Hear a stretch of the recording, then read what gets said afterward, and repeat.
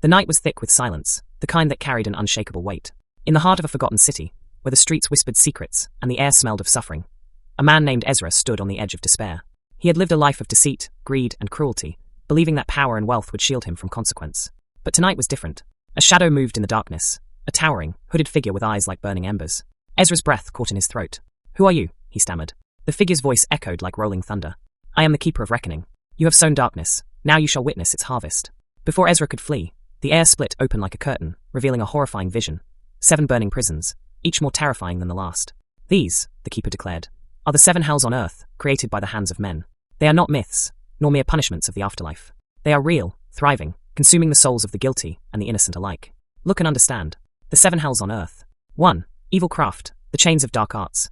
Ezra saw figures bound by unseen forces, their bodies writhing as whispers of sorcery encircled them. Witchcraft, voodoo, secret societies, and occult rituals had enslaved them. They had sought power in the shadows, only to become its prisoners. 2. The hell of ignorance, the prison of the mind, a vast pit of lost souls, wandering blindly, their mouths open in silent screams. They had been deceived, victims of propaganda, lies, and manipulation. Kept powerless by a lack of knowledge, their suffering was endless. 3. The hell of war, the endless bloodshed, flames engulfed cities. The air was thick with the scent of burning flesh. Here lay the victims of war, civil, tribal, national, and global conflicts. Some had fought for justice, others for greed, but all had paid the same price, suffering. 4. The hell of plagues, the reign of sickness.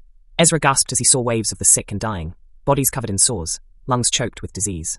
Pandemics and natural disasters had swept through like an unstoppable force. Some were caused by nature, but many were the result of human neglect and corruption.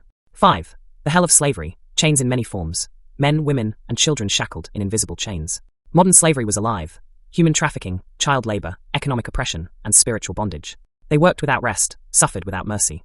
6. The hell of broken relationships. Love turned to poison.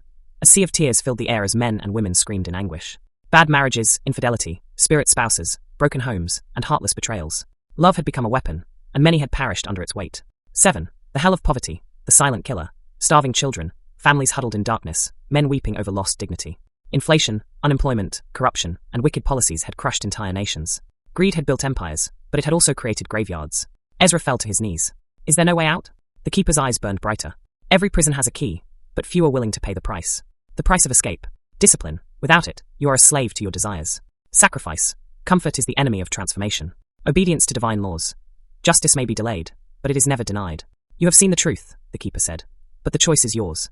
Walk the path of righteousness, or prepare for your own reckoning. The vision faded. Ezra awoke, drenched in sweat. He had been given a warning, a chance to change. Would he listen, or would he too fall into one of the 7 hells? Moral lessons, a call to reflection. 1. Your choices determine your suffering or salvation. 2. Hell is not just an afterlife concept. It exists in the world we create. 3. The evils of the world thrive when good men do nothing. 4. Greed, ignorance, and immorality will always demand a price. 5. Justice may be delayed, but it is never denied. 6. To escape these hells, one must choose discipline, sacrifice, and truth. Every man will face judgment, whether by earthly laws or divine justice. The world's suffering is a reflection of human actions. Change starts with you. What are your thoughts? Which of these hells do you see most in today's world? Comment below.